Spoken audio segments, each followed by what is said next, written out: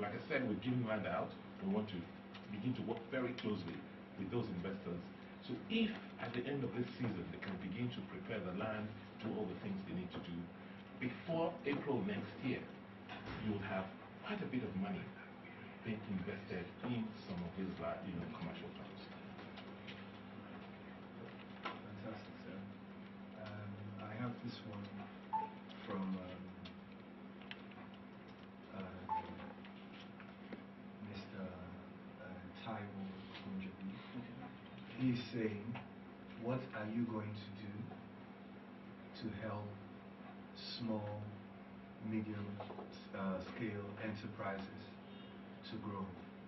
People who have, young people who have young people. When you say real startup green, never done anything in their lives, right? They are really, really high risk because they've got to go through that learning curve, right? You have those who are,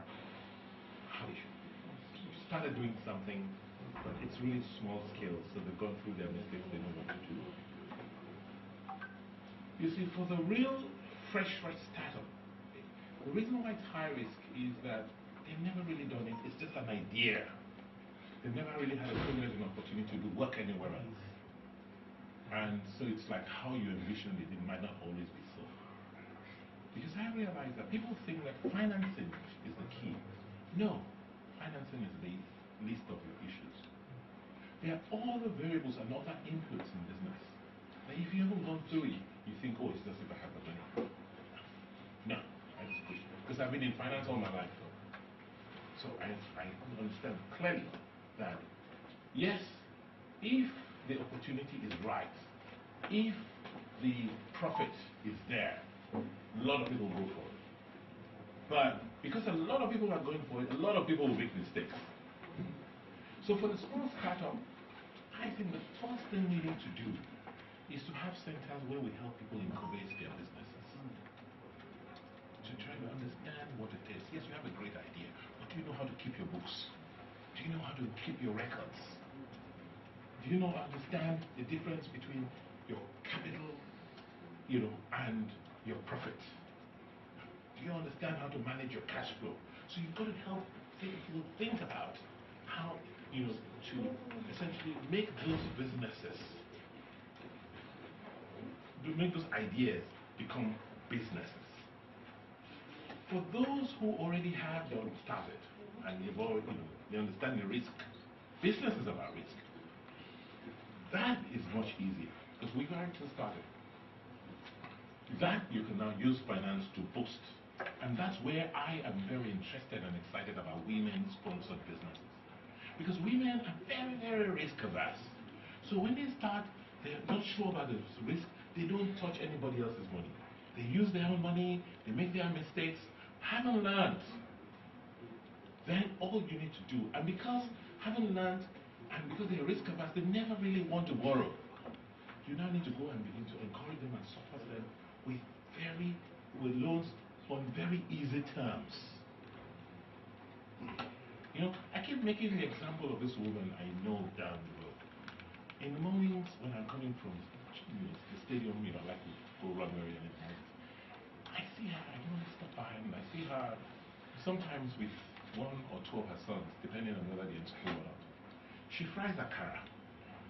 So she has her, when I'm going in at 6, she sees she's putting the firewood and everything together, right? And about 7, when I'm coming back, the place is full, there's a queue. Because the people who are just waiting to buy akara, she has her bread, she has ogi. So you look at the total investment, maybe it's about 20,000 naira. Okay, she turns that investment around. And that day, maybe she makes 2 or 3 or 5,000 naira. Right? At 9 o'clock, when I've gone, showered, and gone back to work, she's packing up. Because she's finished selling everything for that day. That's her inventory. That's the amount of capital she has. If she had a bit more money, she could have done a bit more. But you know what? It would have been great if coming back at lunchtime, the woman is still there because she has money. she's bought yams, she's bought things, she's frying yams, she's frying, for these same guys who now are, ready for lunch. But I'm sure nobody has sat down with her and said, have you thought about your business this way? That's why incubation and advice and all the other things you need to do to support business is key. Very key, sir. So rather than throwing your money and say, okay, yes, the banks, the microfinance is to have a portfolio of between 50 and 100 billion. For such. It's in multiples of that. Right? So if you have about 10 of them or 20 of them supporting you, they have been raging on Twitter, on Facebook. They have been asking this question. They say when it is time for elections, the candidate goes to every part of the country to campaign. But once he gets into power, he is totally covered by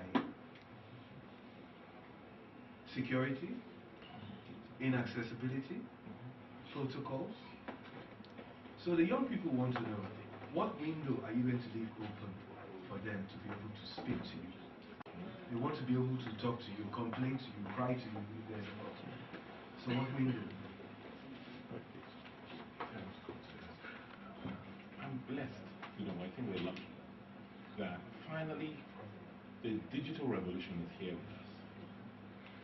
And whereas it used to be difficult, everybody wanted to touch and feel you. And one thing I found, in politics, everybody wants to have a one-on-one with you. And it takes a lot of time. And I said, just send me a text. Because I can't be on the phone all the time you want me to be there. I'm doing other things. So with the digital revolution, with this medium we're using, I can clear 1-2 hours every day and just sit down and keep in touch and respond to you. That's what happens.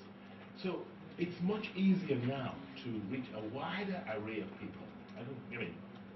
Exactly the way we're doing, what we're doing now, we should be able to govern that way. So when you talk about e-governance, this is what it means. That you don't have to physically reach every voter. You can reach however, you can digitally reach every voter.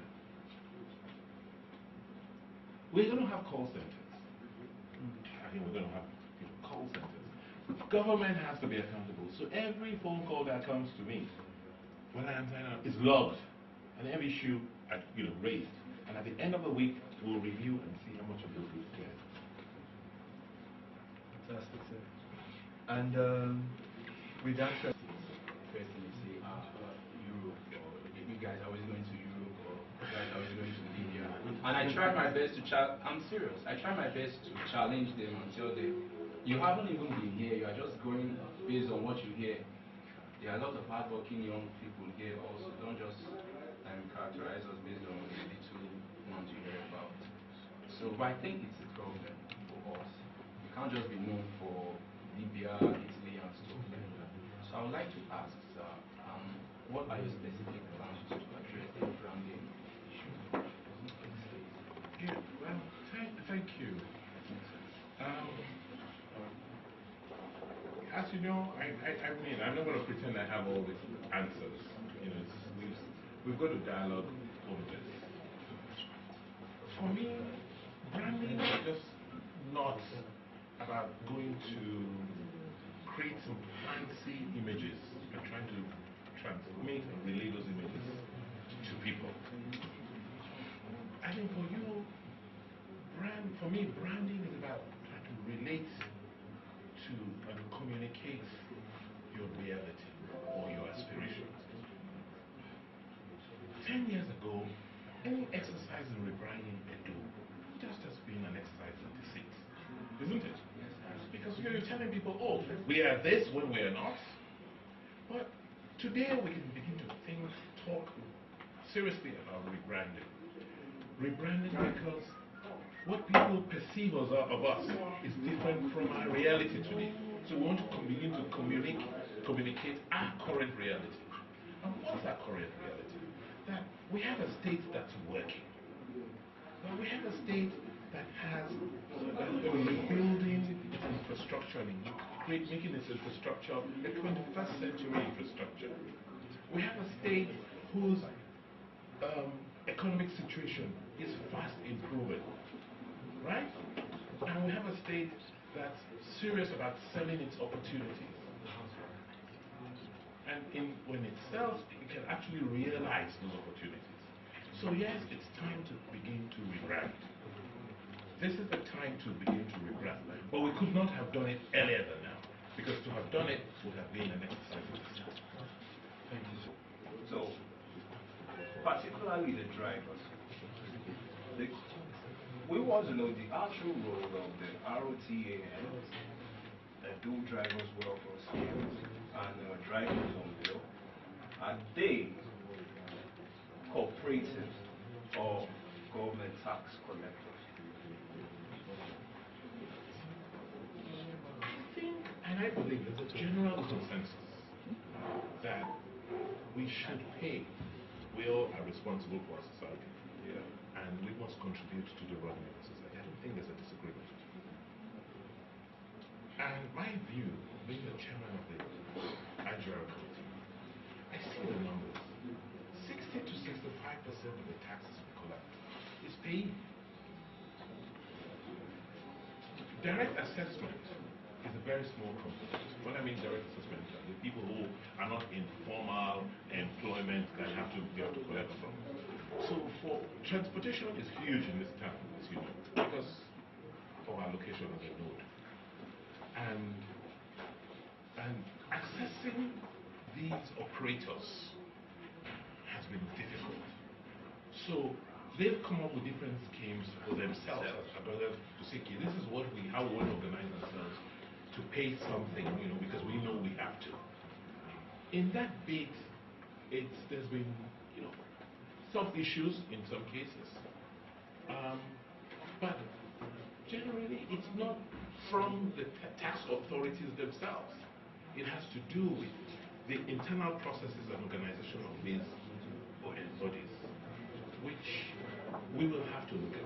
We'll have to sit down with them, we'll have to think through, and we'll try and make sure that that process is efficient. Like I said, the bulk of the taxes we get at state is not from them. It's from the pay as you earn. It's pay as you earn.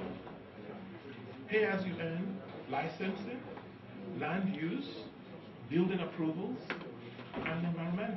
Those account for like 80% of the taxes. Social media consultants with them. I would like to know, like in line with what he said, you're branding and trying to create a new brand. What is your idea towards, and what is your own goal towards developing an IT hub in those states that's going to bring about the drive, as in an IT drive, and bring industries and bring also big names like Oracle, Java, and Godwin down to those states? Because if you're in hubs in Europe or in Lagos, you turn and you're talking, and someone looks at you and says, that guy's from Benin City. IT guys everywhere, Lagos, Abuja, they're all Benin guys, they do guys. So if we have these raw materials outside, why don't we create hubs here that will bring about development for our youth here? Well, we have to get our politics right. Because if one thing I have just come to realize, and I wish I realized it here, once you get your politics right, every other thing falls in place. Lagos got its politics right, and that's why over the last 16 now 24 years, you can see how things have progressed. So that's why this election is critical. That if, for instance, God forbid, we went to get the other guys in here, back to, can you imagine what would happen? It would have a total disconnect from what we've been doing in the last 8 years. They won't even be able to figure out what we've done and why. So once we get the politics right, we can have continuity. Then we begin to address the issues. First, I said, once we can stabilize electricity here, that's the key, because, without electricity, and we have the most advantage today, because just go down the bypass, and you'll see Julius Berger, they are, in fact, 2 months ahead of the project plan. So we're hoping they'll complete that power plant. So we'll have enough electricity locally. The transmission grid is not a problem and all of that. All those can be worked. First, let's even have it. Let's have electricity. And then the interesting thing is you cannot build broadband because broadband exists. You have Godwin, you have Flow, you have everybody. You know, they'll put the fiber on those transmission lines. Let's just drop a lot of bandwidth here. Okay? So I have electricity, I have bandwidth. What do you guys like? You like the streets lit, you like the nightlife active, you like spots to hang out in, you like, but above all, there must be security. Right? Once that happens, then we begin to open up the city. We have new housing layouts, we have nice shopping malls, we have the things, and then the guys they'll be indifferent whether they're in Europe or they're in Nigeria. I sit on a board of a major company it's the largest outsourcing company in the continent. And they have about 10,000 people. When I go into some of their call centers and I see the young people, and those are the people, they are waiting. After September, I'm discussing with them, they'll come. You guys will come, I can assure you. Because we're going to make it fun for you to come. Fantastic. I have a last one from... As Edo people, what's going for us is who we are. Our culture, we're very creative people. We have a very, very rich history. And therefore, why can't we create a situation where people will come and want to see this, the richness of our culture and our being? Before, yes, they are what you call latent or hidden assets. But before now, people, when you go to London, for instance, when you decide to